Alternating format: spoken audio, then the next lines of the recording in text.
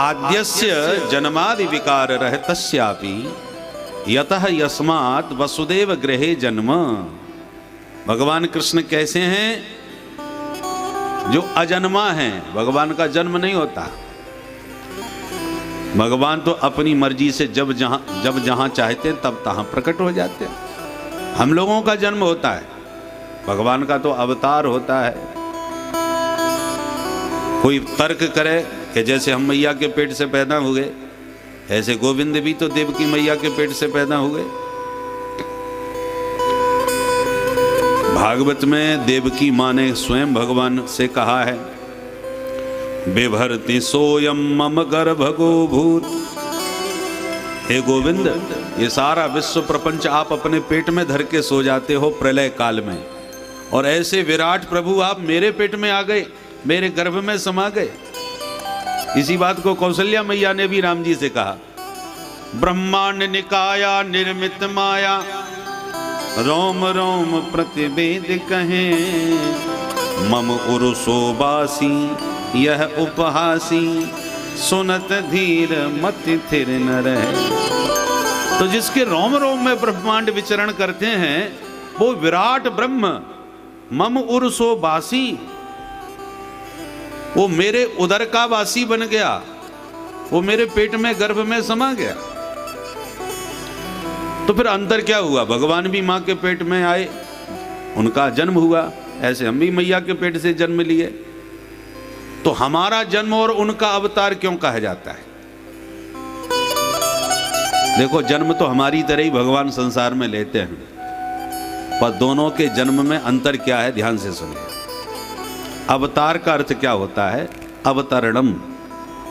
अवतार का अर्थ होता है जो ऊपर से नीचे उतर के आवे, उसका नाम अवतार है। जन्म और अवतार में बस इतना ही अंतर है। एक दृष्टांत से समझ लो। एक सज्जन कुएं में गिर पड़े गलती से। अब गिरने के बाद चिल्लाए, भैया बचाओ, मुझे कोई निकालो। रोने चिल्लाने लगे तो एक सज्जन ने आवाज सुनी, दौड़ के आया, अरे मित्र मत घबराओ, अभी मैं आता हूं। उसने कमर में रस्सी बांधी और धीरे धीरे रस्सी के सहारे कुएं में उतर गया उसको बाहर निकालने के लिए। तब तक और भी भीड़ इकट्ठी हो गई, हल्ला मचने लगा, कुआं में गिर गया, कुआं में गिर गया। एक बोला, भैया दो गिर गए, मैं अभी देख के आया हूं। तीसरा बोला, फालतू में ये अफवाह मत फैलाओ, एक ही गिरा है। अरे साहब, मैं कैसे मानूं, मैंने दो देखे हैं। तब एक सज्जन बोले, हाँ कुएं में भले ही दो हैं, परंतु दूसरा गिरा नहीं है, दूसरा उसे निकालने के लिए अभी उतर के गया है। तो गिरने में उतरने में कितना बड़ा अंतर है। जो गिरा है वो चोट खाया है, घबराया हुआ है, परेशान है, व्याकुल है, बाहर निकलने के लिए बेचैन है। किंतु जो उतरा है उसे कोई बेचैनी नहीं, कोई घबराहट नहीं, कोई व्याकुलता नहीं, क्योंकि अपनी मर्जी से आराम से नीचे सावधानी से उतरा है और अपनी मर्जी से जब चाहे तब ऊपर चढ़ जाए। तो जो गिरने में और उतरने में अंतर होता है, वही जन्म लेने में और अवतार लेने में अंतर है। ये संसार कुआं है, इसका नाम है भवकूप, और इस संसार के कुएं में हम कर्म के अनुसार जन्म लेके गिर गए। 84 लाख योनियां हैं। जैसे जैसे कर्म होते हैं, ब्रह्मा जी वैसे ही शरीर में जन्म दे करके इस संसार के कुएं में पटक देते हैं। तुम सूकरो भव, तुम मानवो भव, ऐसे 84 लाख जो शरीर हैं, वो शरीर दे के ब्रह्मा जी इस कुएं में पटक देते हैं हमको, संसार के कुएं में। पर भगवान ऐसे हमारी तरह कुएं में गिरने वाले नहीं हैं। वो अपनी मर्जी से जब जैसी जरूरत होती है तब तैसा रूप बना के आ जाते हैं, उतर के आते हैं, गिर के नहीं आते, उतर के आते हैं, इसलिए उनका अवतार कहलाता है। संस्कृत में जो सीढ़ी होती है ना, उनको अवतरणिका कहा जाता है। जो नीचे से ऊपर उतारे उसका नाम अवतरणिका, जिससे ऊपर से नीचे उतरा जाता है, उसी शब्द से बना अवतार। जो भगवान हम लोगों के लिए, जीवों को जब इस संसार के कुएं में कष्ट पाते गोविंद देखते हैं तो भगवान कहते हैं, चिंता मत करो, मैं आ रहा हूं। तो अपना वैकुंठ धाम छोड़ के, साकेत गोलोक छोड़ के भगवान हमारे बीच में हम जैसे बन के आते हैं। और अपने आश्रितों को अपने चरणों का सहारा दे करके भव सागर से पार करके अपने धाम में ले जाते हैं। अयोध्यावासिनः पूर्वम यथा रामेण संगता, जैसे राम जी अवधपुर वासियों को अपने साथ में लेके साकेत धाम गए थे। और इसलिए गोस्वामी जी ने राम जी के अवतार में कहा, यह चरित जे गावहि हरि पद पावहि, तेन परय भव कूपा। ये कब कहा? मैं प्रगट कृपाला दीन दयाला कौसल्या हितकारी। भय प्रकट कृपाला, भगवान को प्रकट करके और अंतिम चरण में कहा, यह चरित्र जे गावें हरिपद पावें और ते न परहें भवकूपा। भवकूप, भव माने संसार, कूप माने कुआं। इस संसार के कुएं में वो प्राणी दोबारा कभी नहीं गिरेंगे जो राम जी के चरण कमलों का आश्रय ग्रहण कर लेंगे। तो भगवान आए ही हम कुएं में गिरे हुए जीवों का उद्धार करने के लिए आते हैं। हम लोगों की तरह ब्रह्मा जी उन्हें बना करके शरीर दे करके नहीं भेजते। इसलिए गोस्वामी जी ने एक और बात कही, निज इच्छा निर्मित तनु माया गुण गोपाल, विप्रधेनु सुर संत हित लीन मनुज अवतार। भगवान ने अवतार लिया। क्यों लिया अवतार? निज इच्छा, अपनी मर्जी से, निर्मित तनु, जब जैसा चाहा वैसा ही तनु माने शरीर वैसा ही बढ़ा लिया।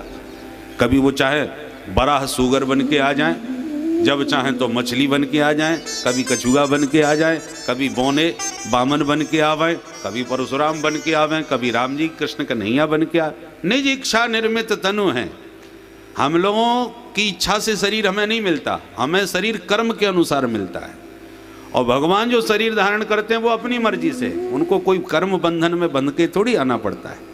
बस यही अंतर है जन्म में और अवतार में। हम लोग गिरे हुए संसार के कूप में जीव हैं और भगवान उतरे हुए हैं हम लोगों का उद्धार करने के लिए।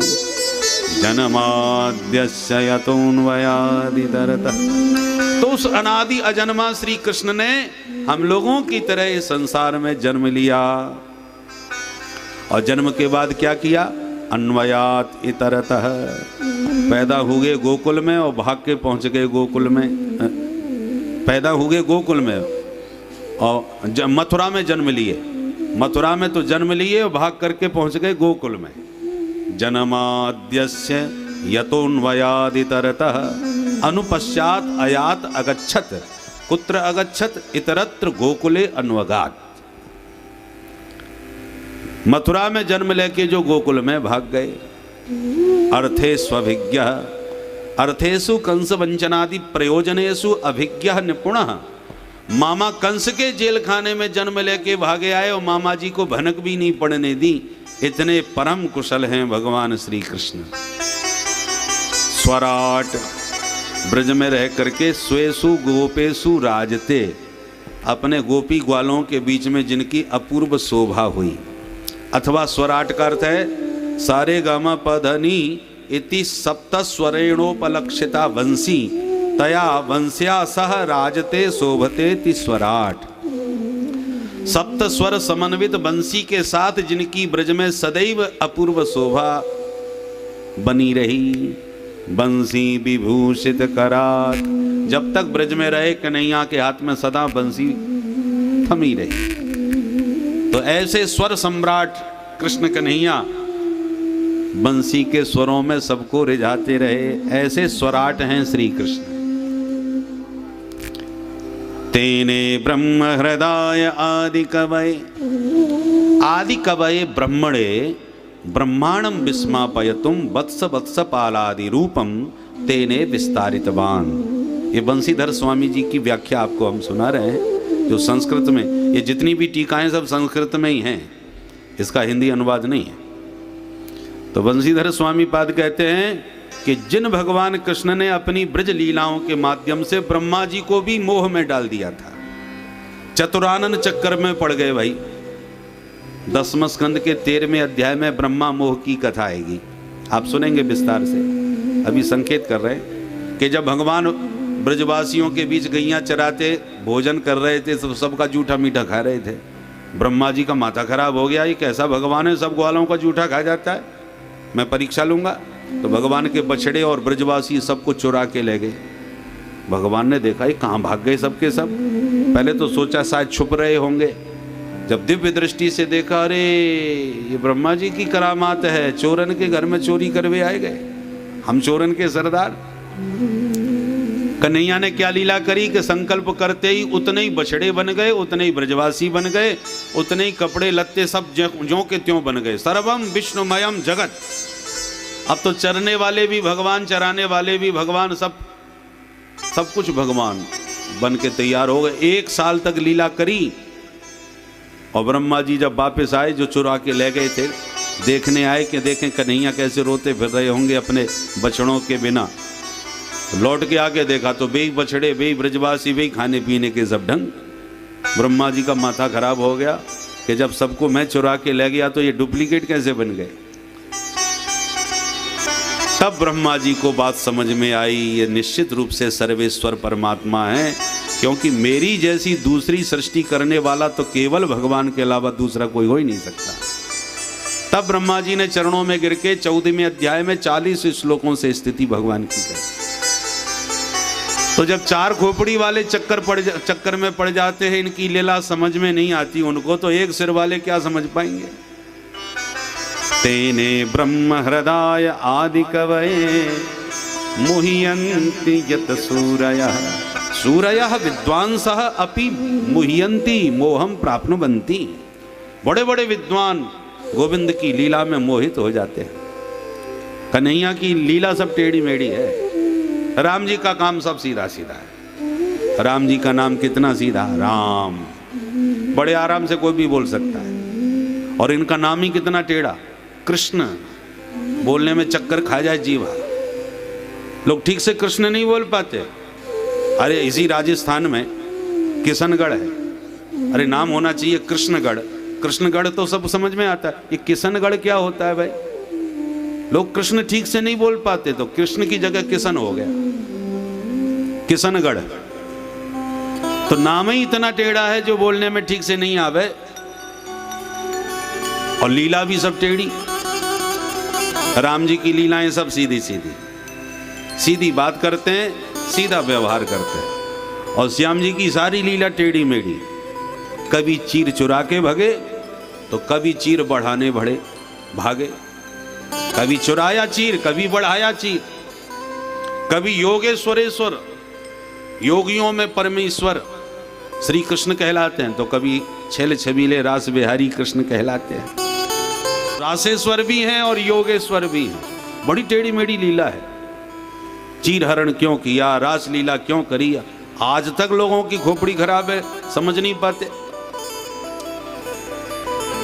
बोलते हैं तो टेढ़ा मेढ़ा बोलते हैं। अर्जुन स्वयं कहते हैं गीता में, प्रभु ये आप ये व्यामिश्रित वाक्य, मिली जुली बातें बोल करके मुझे उलझन में मत डालो, सीधी सीधी बात करो। पर सीधा बोलना ही नहीं आता, जब बोलेंगे टेढ़े बोलेंगे। समझने वाले ही समझ पाते हैं इनकी लीला और इनकी बातें। इसलिए राम चरित्र परम पवित्र और कृष्ण चरित्र महाविचित्र।